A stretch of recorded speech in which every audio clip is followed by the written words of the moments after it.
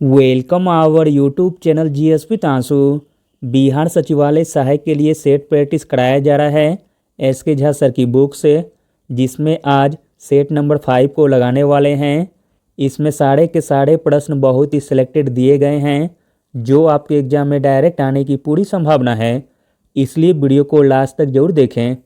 Start करने से पहले आप लोगों से एक ही रिक्वेस्ट है, प्लीज़ वीडियो को लाइक और किसी भी एक ग्रुप में शेयर जरूर कर दीजिएगा। चलिए शुरू करते हैं। पहला प्रश्न है, स्वतंत्रता के बाद भारत में प्रथम औद्योगिक नीति कब घोषित की गई? इम्पोर्टेंट प्रश्न है। स्वतंत्रता के बाद भारत में प्रथम औद्योगिक नीति घोषित की गई 1948 ईस्वी में। पहली औद्योगिक नीति की घोषणा अप्रैल 1948 में हुई थी, जबकि द्वितीय औद्योगिक नीति की घोषणा 1956 में की गई थी। अगला प्रश्न है, ओमान की राजधानी है? ओमान की राजधानी है मस्कट। ओमान की राजधानी मस्कट है। कतर की राजधानी दोहा है। ईरान की राजधानी तेहरान है। इराक की राजधानी बगदाद है। अगला प्रश्न देखते हैं, भारत में क्रांतिकारी आंदोलन कहाँ से शुरू हुआ? भारत में क्रांतिकारी आंदोलन शुरू हुआ Maharashtra, option number D. Bharat में क्रांतिकारी आंदोलन बंगाल से भी पहले महाराष्ट्र में प्रारंभ हुआ।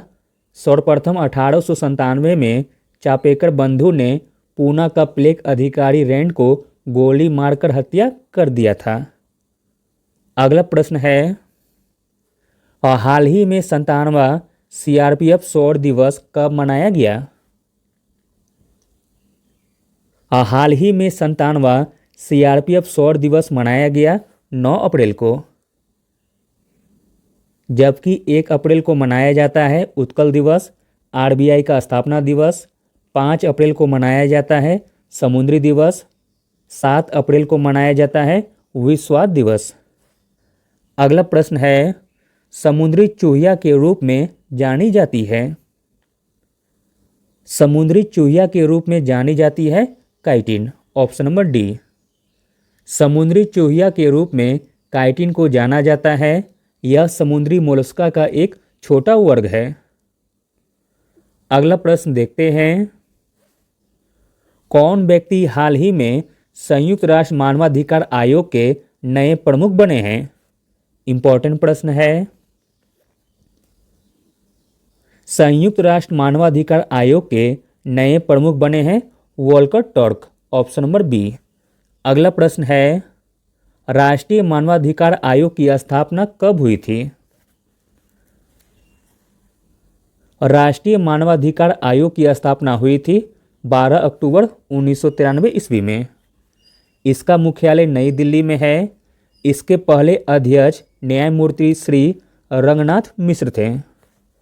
अगला प्रश्न है, प्रथम पर्यावरण संबंधी प्रदर्शन सूचकांक कब प्रकाशित किया गया था? प्रथम पर्यावरण संबंधी प्रदर्शन सूचकांक प्रकाशित किया गया था 2002 ईस्वी में। अगला प्रश्न देखते हैं, किस देश में महिला हॉकी विश्व कप 2022 का आयोजन होगा? महिला हॉकी विश्व कप 2022 का आयोजन होगा स्पेन में, ऑप्शन नंबर सी। जबकि महिला हॉकी एशिया कप 2022 की मेजबानी भारत करेगा। अगला प्रश्न है, collection choice and social welfare किसके द्वारा लिखी गई थी? इंपॉर्टेंट बुक है। Collection choice and social welfare पुस्तक लिखी गई थी अमर्त्य सेन के द्वारा। अमर्त्य सेन को 1998 में नोबेल पुरस्कार से नवाजा गया था। अगला प्रश्न है, किस पंचवर्षीय योजना का मुख्य उद्देश्य तीव्र और अधिक समावेशी वृद्धि है? तो दोस्तों वह पंचवर्षीय योजना हो जाएगी 11वीं पंचवर्षीय योजना। 11वीं पंचवर्षीय योजना का मुख्य उद्देश्य था तीव्र और अधिक समावेशी वृद्धि। अगला प्रश्न है, किस राज्य में हीराकुंड बांध अवस्थित है? आसान सा प्रश्न है। हीराकुंड बांध अवस्थित है उड़ीसा में। हीराकुंड बांध महानदी पर है। यह उड़ीसा राज्य में स्थित है। हीराकुंड बांध भारत का सबसे लंबा बांध है। इसकी सहायक नदी है ब्राह्मी एवं वैतरणी। अगला प्रश्न है, हाल ही में किस देश की क्रिकेट टीम ने एशिया कप 2022 श्रृंखला जीती है? एशिया कप 2022 श्रृंखला जीती है श्रीलंका क्रिकेट टीम ने। Option number C. हाल ही में संपन्न हुई एशिया कप 2022 क्रिकेट श्रृंखला के फाइनल मुकाबले में श्रीलंका ने पाकिस्तान को हराकर खिताब अपने नाम किया है। अगला प्रश्न है, संगम योजना संबंधित है। इंपॉर्टेंट प्रश्न है। संगम योजना संबंधित है ग्रामीण क्षेत्रों के विकलांगों से। इसे 1996 में शुरू किया गया था। अगला प्रश्न है, दीनबंधु सार्वजनिक सभा की स्थापना किसके द्वारा की गई? दीनबंधु सार्वजनिक सभा की स्थापना की गई ज्योतिबा फुले के द्वारा। Option number D. दीनबंधु सार्वजनिक सभा की स्थापना ज्योतिबा फुले द्वारा शुरू की गई। यह 1884 में स्थापित किया गया था। अगला प्रश्न है, पूर्ण सूर्य ग्रहण कब घटित होता है? पूर्ण सूर्य ग्रहण घटित होता है अमावस्या के दिन। Option number B. अगला प्रश्न है, भारत के किस राज्य में साक्षरता दर न्यूनतम है? साक्षरता दर न्यूनतम है अपना प्यारा बिहार राज्य में। भारत में बिहार राज्य का साक्षरता दर न्यूनतम है, जबकि केरल का साक्षरता दर सबसे अधिक है। अगला प्रश्न है, हमीदा बानो बेगम डैश की मां थी? हमीदा बानो बेगम सम्राट अकबर की मां थी। अकबर का जन्म 1542 ईस्वी में अमरकोट के राजा वीर साल के महल में हुआ था। इसका बचपन का नाम जलाल था। अगला प्रश्न है, हाल ही में किसे 57वां ज्ञानपीठ पुरस्कार दिया गया है? इंपॉर्टेंट प्रश्न है। 57वां ज्ञानपीठ पुरस्कार दिया गया है दामोदर मौजो को, जबकि 56वां ज्ञानपीठ पुरस्कार नीलमणि फुक्कन को दिया गया है। अगला प्रश्न है, डुंगेश्वरी पहाड़ी कहाँ अवस्थित है? डुंगेश्वरी पहाड़ी अवस्थित है बिहार में। ऑप्शन नंबर सी। डुंगेश्वरी पहाड़ियाँ बिहार में अवस्थित है। इसे महाकाल गुफाओं के रूप में भी जाना जाता है। अगला प्रश्न है, राष्ट्रीय खिलाफत स्वराज पार्टी की स्थापना कब की गई थी? राष्ट्रीय खिलाफत स्वराज पार्टी की स्थापना की गई थी 1923 ईस्वी में। राष्ट्रीय खिलाफत स्वराज पार्टी की स्थापना 1923 में की गई। इसे इलाहाबाद में स्थापित किया गया था। इसकी स्थापना का श्रेय जाता है चित्तरंजन दास को तथा मोतीलाल नेहरू को। अगला प्रश्न है, ट्रांस कैनेडियन हाईवे जोड़ती है? ट्रांस कैनेडियन हाईवे जोड़ती है सेंट जॉन सिटी से वैंकूवर तक। Option number A. यह हाईवे कनाडा में स्थित है। अगला प्रश्न है, भारत में कृषि क्रांति किस क्षेत्र से संबंधित है? भारत में कृषि क्रांति संबंधित है पेट्रोलियम से। Option number C. जबकि श्वेत क्रांति का संबंध है दुग्ध से, हरित क्रांति का संबंध है खाद्यान्न से, गोल क्रांति का संबंध है आलू से, स्वर्ण क्रांति का संबंध है बागवानी से। अगला प्रश्न है, भूटान की मुद्रा क्या है? भूटान की मुद्रा है ngultrum. Option number D. Dollar मुद्रा है यूएसए की, रुपया भारत की तथा टका बांग्लादेश की मुद्रा है। अगला प्रश्न है, गाल देश का नया नाम क्या है? गाल देश का नया नाम है France. Option number D. France की मुद्रा है यूरो और फ्रांस की राजधानी है पेरिस। अगला प्रश्न है, इंपॉर्टेंट प्रश्न है, गोल्डन सिटी के रूप में कौन प्रसिद्ध है? गोल्डन सिटी के रूप में प्रसिद्ध है Jaisalmer. Option number A. Jaisalmer Rajasthan राज्य में स्थित है। अगला प्रश्न देखते हैं, किस राज्य में सर्वप्रथम पंचायती राज की शुरुआत की गई थी? सर्वप्रथम पंचायती राज की शुरुआत की गई थी राजस्थान में। ऑप्शन नंबर सी। पंचायती राज की शुरुआत राजस्थान के नागौर जिले में हुआ था। बलवंत राय मेहता समिति की सिफारिश से 2 अक्टूबर 1959 को पंचायती राज को लागू किया गया। संविधान का अनुच्छेद 40 के आधार पर पंचायती राज की गठन हुई थी।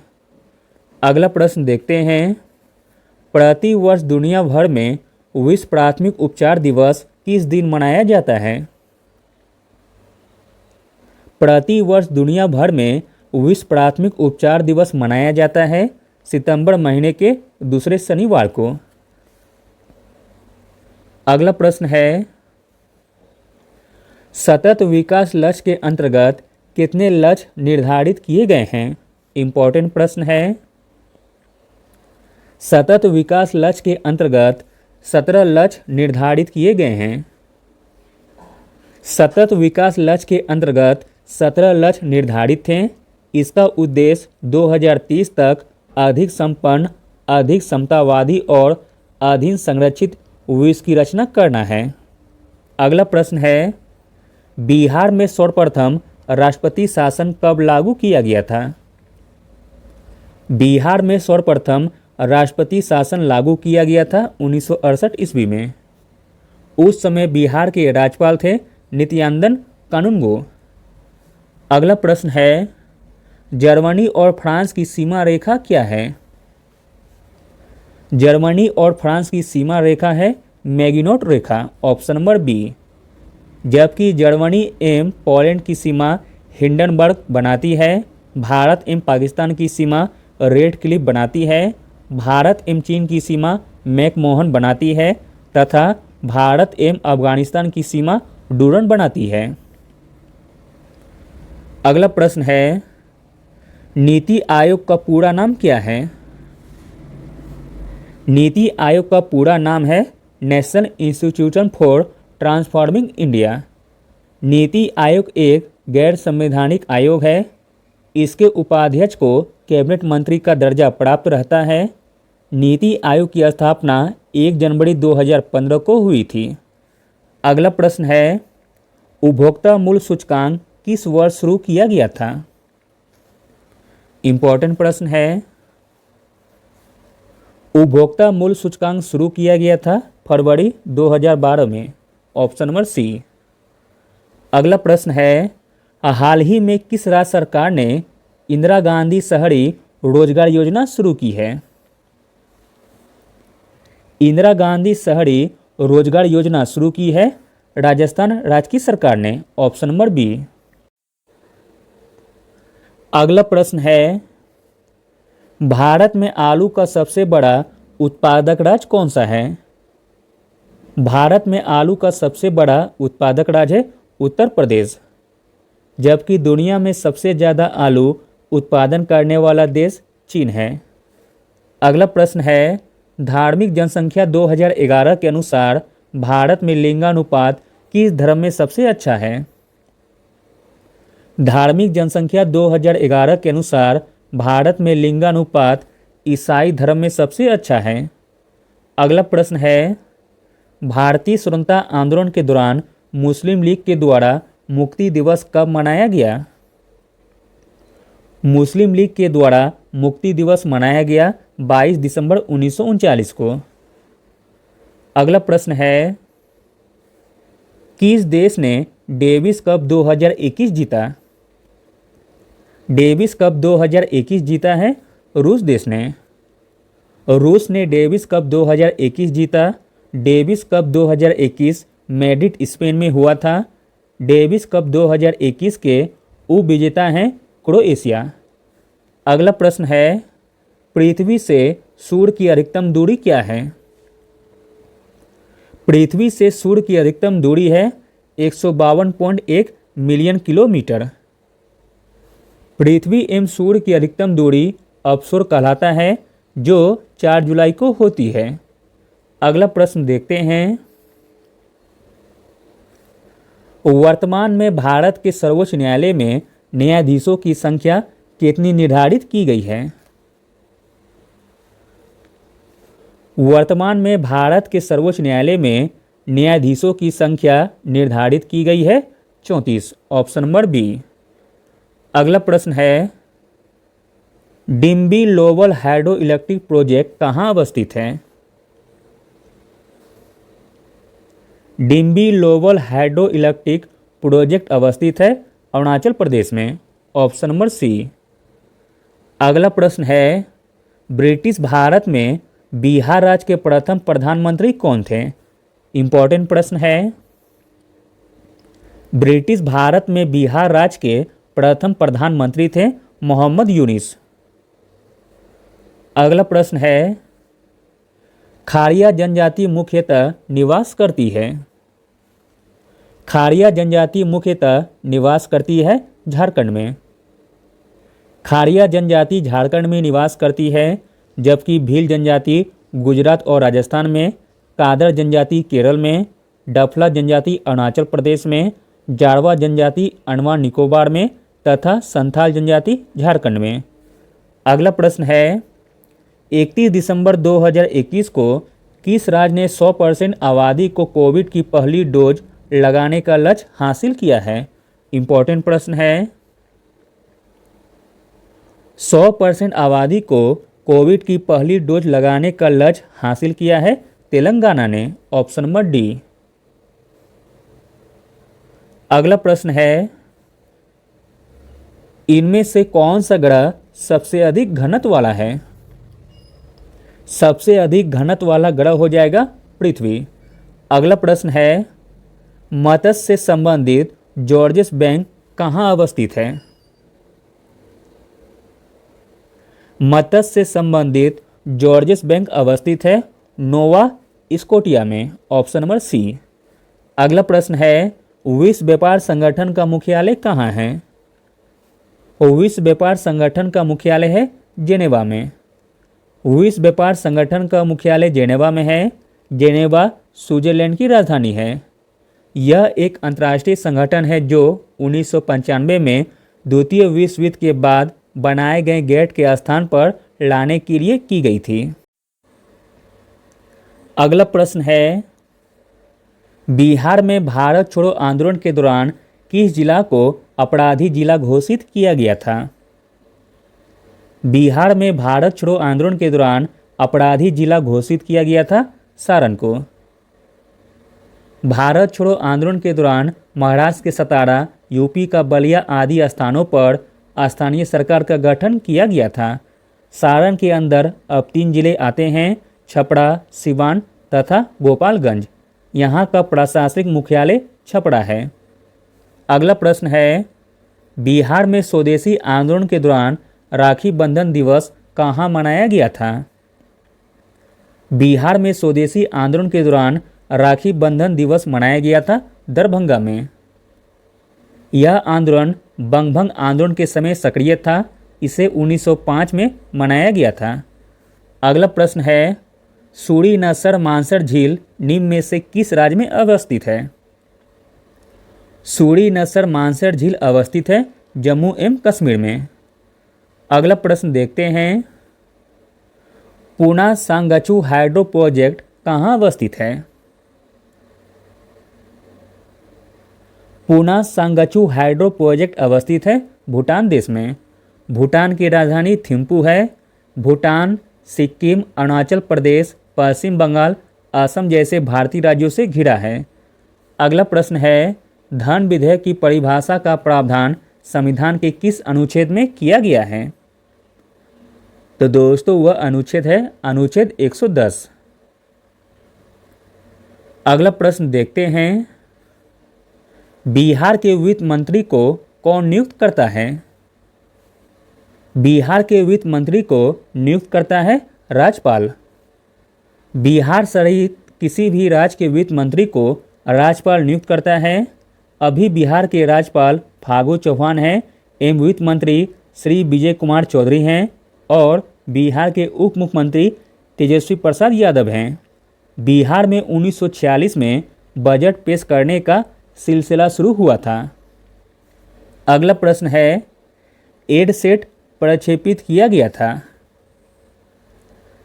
एडसेट प्रक्षेपित किया गया था 2004 में। एडसेट 2004 में प्रक्षेपित किया गया था। जीसेट 3 को एडसेट के रूप में जाना जाता है।